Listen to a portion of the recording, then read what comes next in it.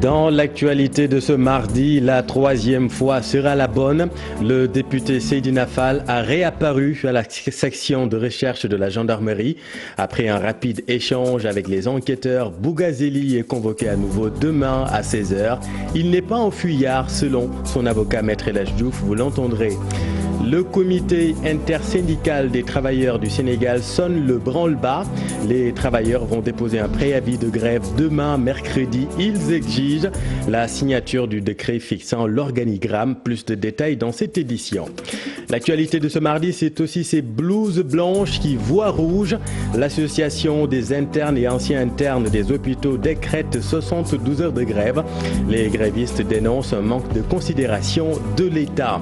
Et puis sa mort avait ému toute la République. Voilà 3 ans que la 5e vice-présidente du Conseil économique, social et environnemental a été sauvagement assassinée. La famille de feu Fatoumata Mactar Ndiaye réclame le procès du chauffeur inculpé et écroué dans cette affaire. Présidentielle bissau-guinéenne prévue le 24 novembre prochain. L'un des candidats accuse et récuse la médiation de Alpha Condé. Selon Oumarou Sissoko Embalo, le président de la Guinée-Conakry est le principal instigateur de la crise bissau-guinéenne. Vous l'entendrez au micro de nos envoyés spéciaux à Bissau.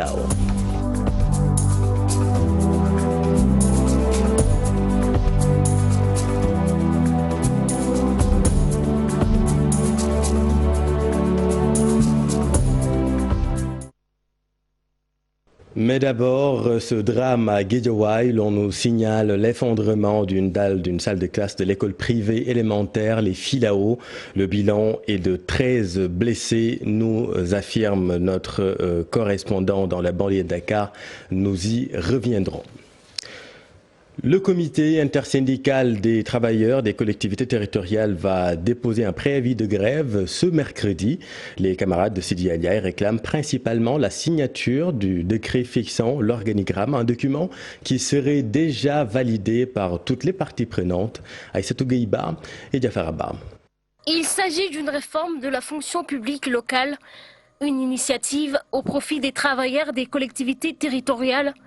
Un processus entamé depuis mars 2011 et qui peine à être concrétisé.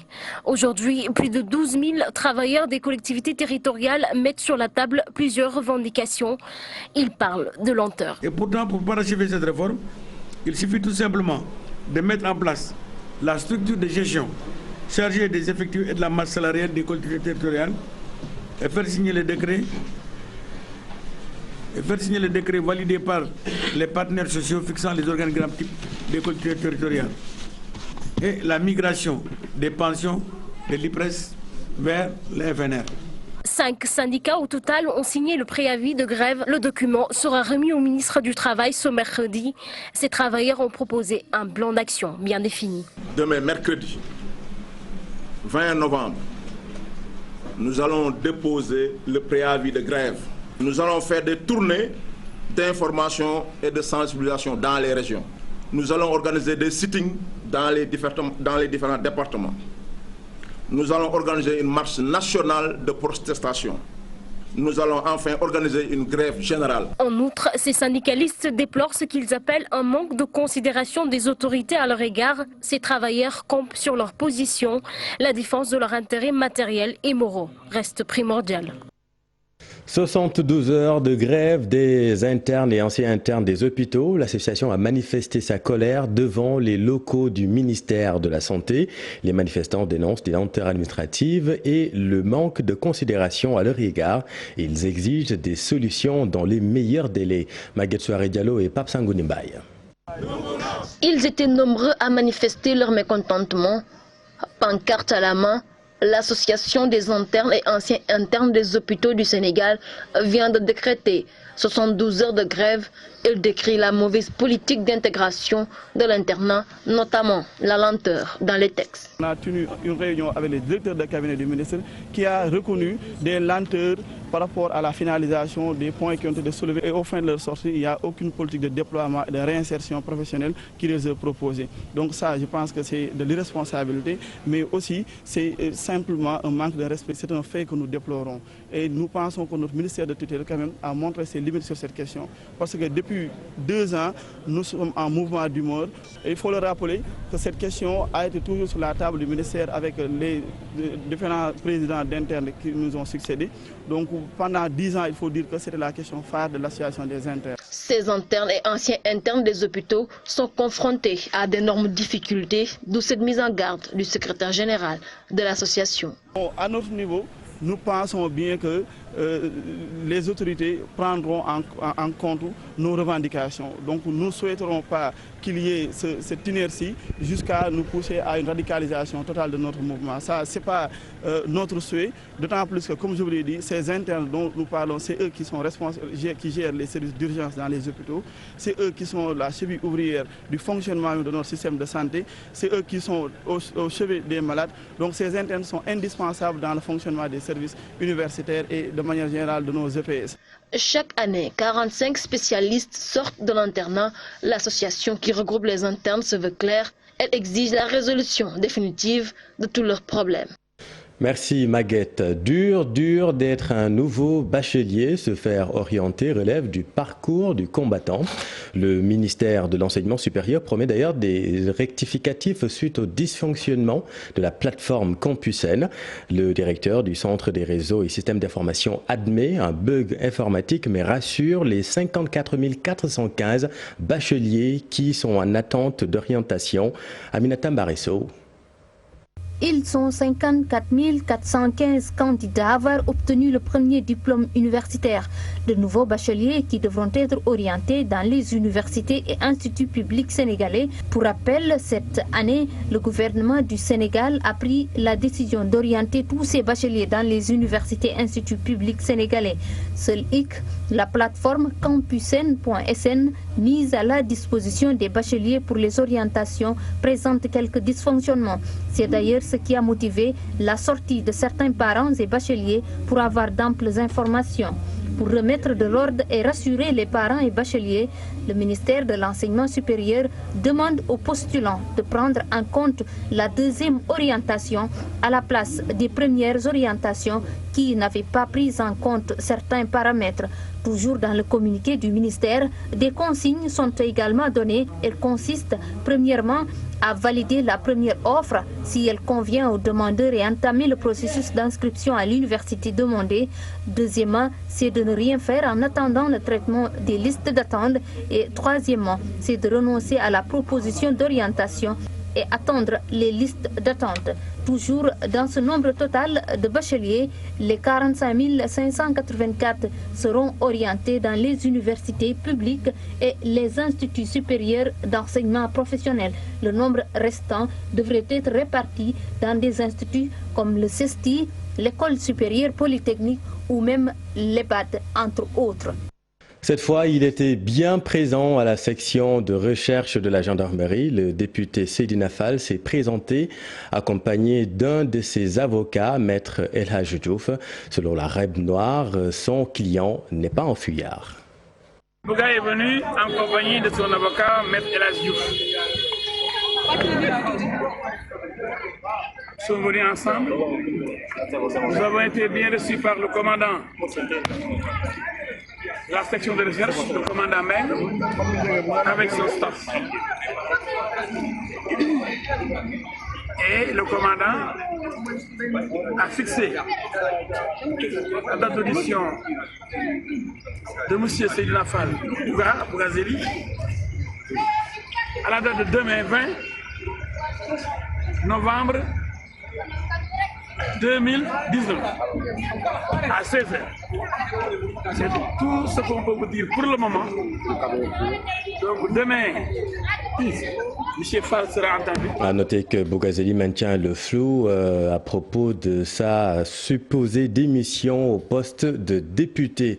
L'Assemblée nationale, justement réunie en plénière présentement, se penche sur le projet de loi portant report des élections locales initialement prévues le 1er décembre 2019. 2019, des élections qui se tiendront au plus tard en mars 2021. Nous y reviendrons. Sa mort avait ému toute la République 3 ans après l'ignoble assassinat de Fatoumata Mactar Ndiaye, la défunte 5e vice-présidente du Conseil économique, social et environnemental. Sa famille réclame toujours justice. Vous le savez, c'est le chauffeur inculpé et écroué dans cette affaire. Le jugement se fait attendre. Salif Sow et Asmali Diop. Ici, le cimetière musulman de Pékin. Tous les 19 novembre, le petit frère de la défunte Fatoumata Mactar Ndiaye vient prier pour sa regrettée sœur tuée. Son assassin, son chauffeur, selon l'enquête de la police. 3 ans après le drame, la famille éplorée réclame toujours justice. Le jugement prend des lenteurs, mais nous reconnaissons que c'est du ressort de la justice et je pense que les autorités judiciaires savent ce qu'elles doivent faire. Nous attendons et demandons au chef de l'État que justice soit faite. À la maison de la disparue, prières, recueillements et récitals du Saint-Coran sautés au programme.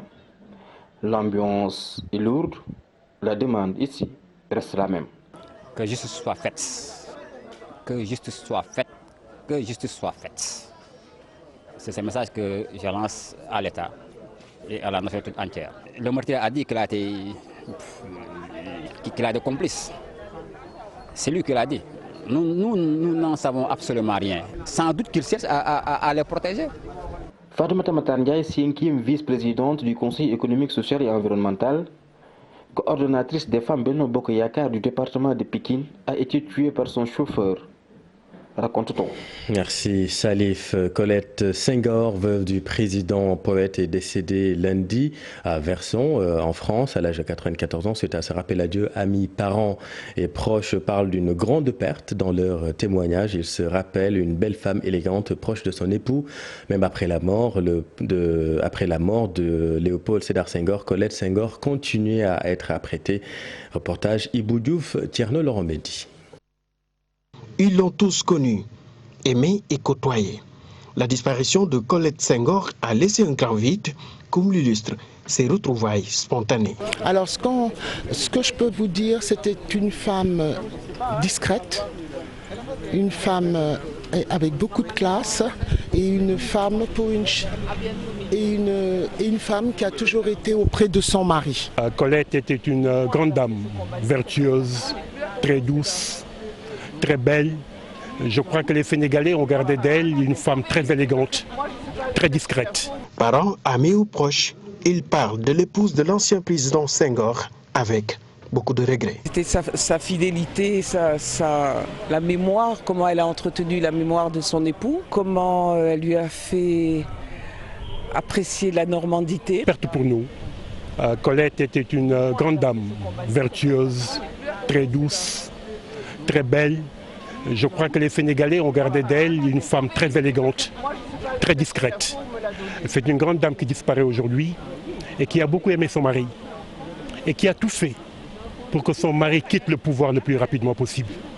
Colette Senghor, épouse qui a assisté son mari président sur plusieurs fronts. En tant que père, elle a présidé la Croix-Rouge, tous les premiers grands organismes sociaux que le président Senghor a créés au moment de l'indépendance. Elle était à la tête et elle accompagnait toujours dans la discrétion, mais dans l'efficacité. Colette Hubert Senghor est décédée à Verson, en Normandie. L'idée aujourd'hui de ramener la dépouille à Dakar, comme elle l'a souhaité de son vivant. Elle est allée se reposer, elle est partie à 94 ans, Senghor est parti à 95 ans, et c'est le 20 décembre prochain, l'anniversaire de la disparition du président Senghor.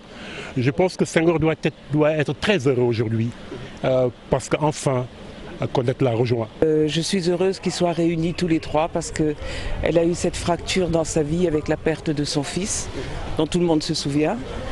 Et voilà, donc ils vont être réunis tous les trois et puis maintenant la famille va voir quelles sont les dispositions à prendre. Suite au rappel à Dieu de Colette Senghor, l'État du Sénégal, la famille de Léopold Sédar Senghor et la Fondation Léopold Sédar Senghor s'organisent pour l'arrivée de la dépouille et l'organisation de funérailles à la hauteur de cette grande dame. Et vous, l'État du Sénégal, la famille du président poète et la fondation Léopold Sédar Senghor se sont retrouvés pour préparer l'inhumation de Colette, une rencontre qui sera coordonnée par Moustapha Niasse, le président de l'Assemblée nationale, par ailleurs président du conseil d'administration de la fondation Léopold Sédar Senghor. Monsieur Moustapha Niasse annonce l'arrivée prochaine de la dépouille de Colette Senghor à Dakar. Moustapha Niasse est interrogé par Ibou Diouf. Pour prendre en charge la gestion du dossier des funérailles de Mme Senghor, pour que nous puissions la remettre entre les mains de Dieu pour sa dernière demeure. Le président Macky Sall, personnellement, s'est impliqué à partir du moment où je l'ai informé hier, pendant qu'il était encore dans l'avion qui l'a mené à Berlin. Il n'était pas encore arrivé à destination. Il a donné les instructions immédiatement au ministre d'État, ancien Premier ministre John, la Fondation et le président Macky Sall s'occupent de ce dossier important qui est l'occasion de rendre hommage à une grande Sénégalaise qui adorait et aimait son mari et qui de ce fait aimait aussi le Sénégal. Elle avait dit à Verson, dans leur résidence privée, en présence de son mari, qu'elle souhaitait, au cas où elle décéderait, être enterrée au Sénégal le jour où son mari la précéderait, où elle précéderait son mari, mais elle va être avec son mari et son fils. Ce que nous allons mettre en application, le corps va arriver dans quelques jours. Le consulat du Sénégal à Paris est en train de s'en occuper avec le maire de Verson, M. Michel Marie, avec qui nous sommes en contact.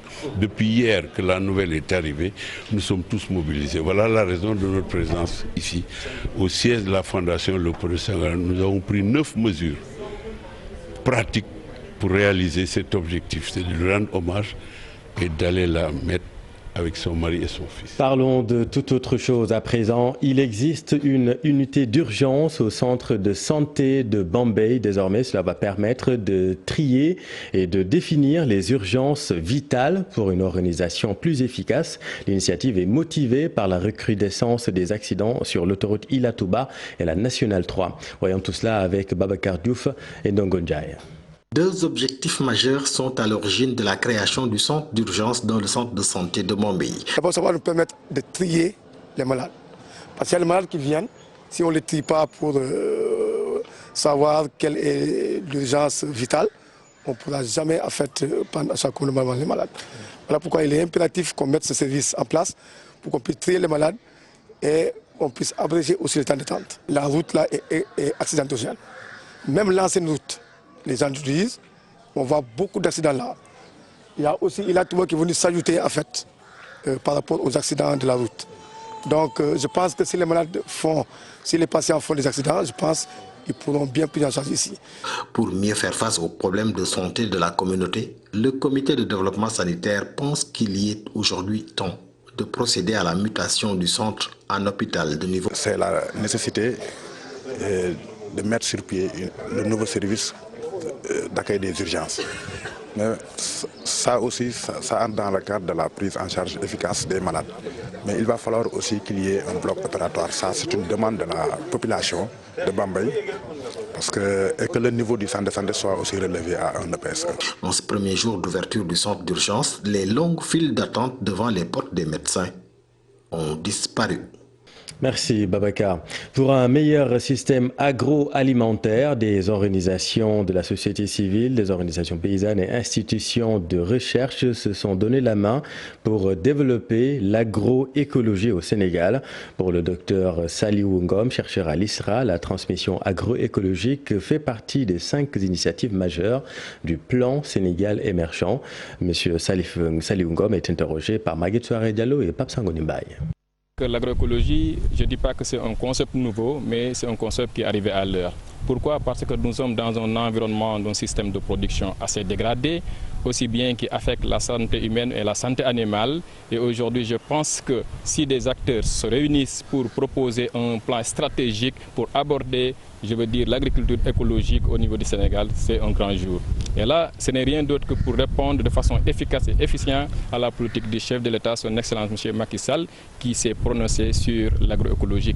Le Sénégal est un pays pilote dans le cadre de l'agroécologie. stratégie. On attend que ces ressources soient mises en place pour aborder la question. Le Sénégal est en avance dans la mesure où aujourd'hui nous sommes en train de valider cette charte et je dirais ce document est stratégiquement un exemple que je pense que les autres pays pourront en suivre l'exemple pour qu'il devienne une réalité au niveau de la sous-région. Et puis comment juguler la vulnérabilité sociale dans notre pays malgré les efforts consentis comme les bourses, la carte d'égalité des chances ou encore le CMU, certaines populations sont encore exposées aux risques sociaux.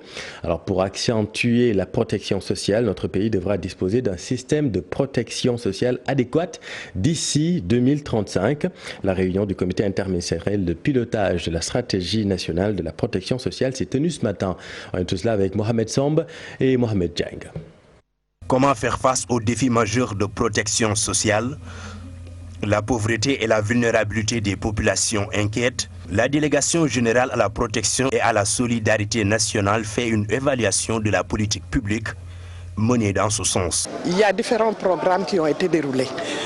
Il y a le programme national de bourse de sécurité familiale, les cartes d'égalité des chances, couverture maladie universelle, les petits contribuables, le minimum, comment dirais-je, les revenus minimums, il y a le plan Sésame.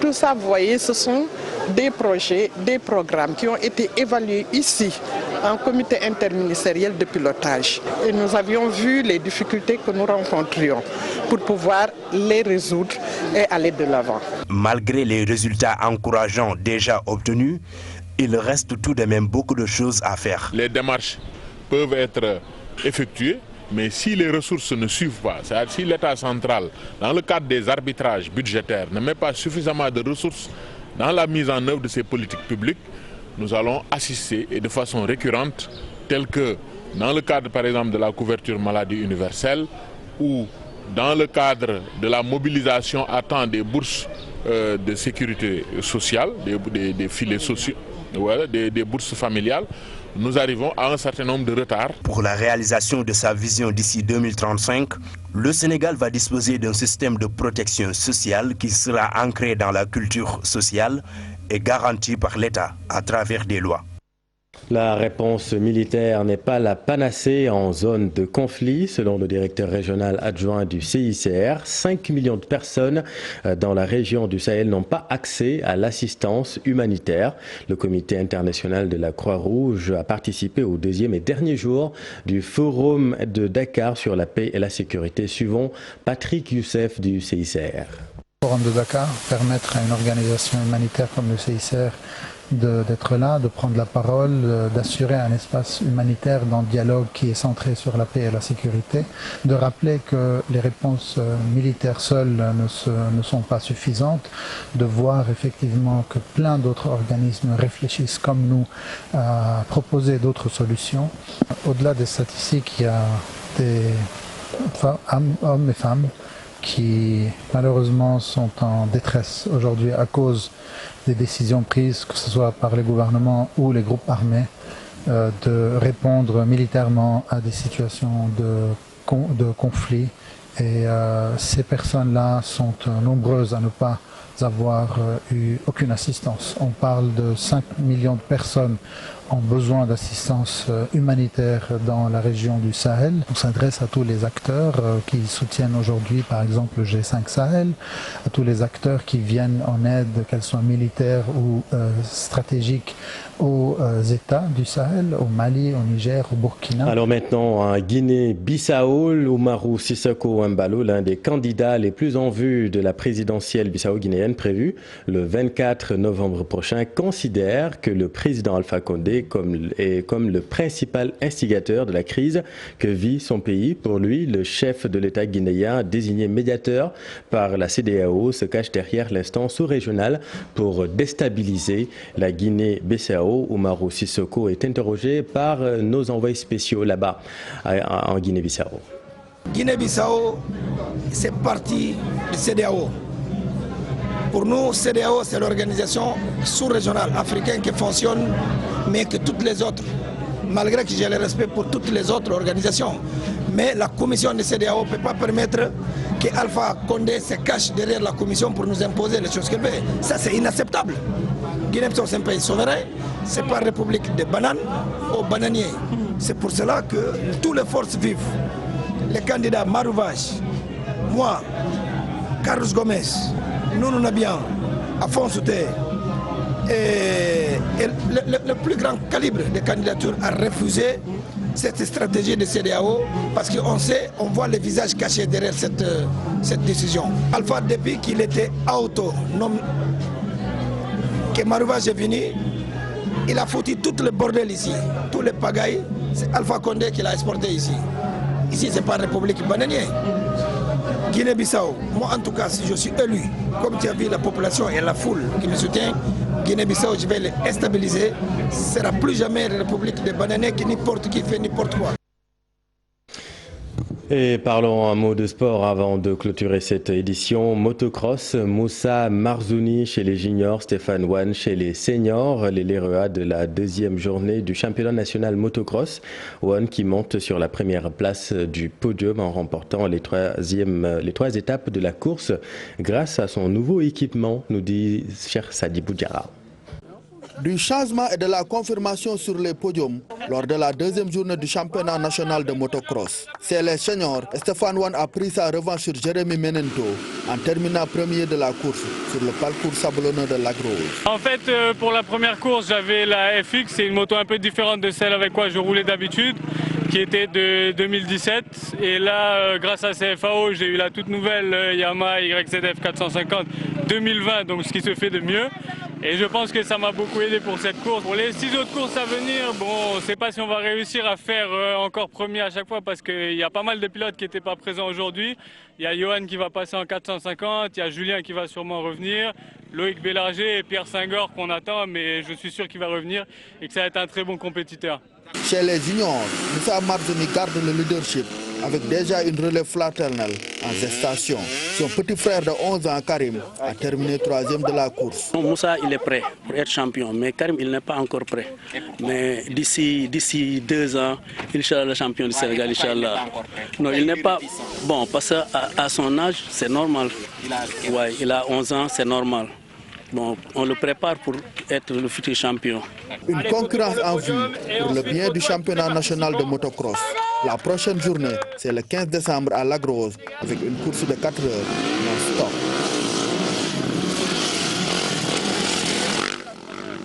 Merci cher, c'est la fin de cette édition. L'info continue dans Soir d'info. C'est à vous Aram, vous recevez l'une des figures de l'opposition guinéenne. Il s'agit